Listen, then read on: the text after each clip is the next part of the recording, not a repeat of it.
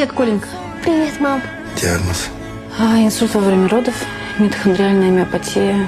Это все органы отказывают, сил ни на что не хватает. Уход нужен постоянно. Всего доброго. А кто это? Это Юрий. Мы больше никогда не увидим. Понятно. Ему нужно двигаться, разминаться каждый день. От разогрева тела идет разогрев мозга, понимаете? Но я вот отметил упражнения. Подождите, какие упражнения? Он еле руками шевелит. Правильно. Будете помогать ему, вы и мама ваша. У вас же руки шевелятся.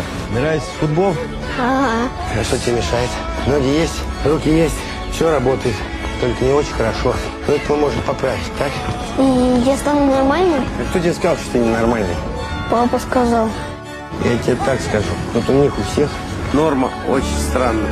Брать, обманывать, сдаваться, если что-то не получается. Так что нам с тобой нормальными быть не обязательно. Нам важно быть здоровыми. Вот этим и займемся.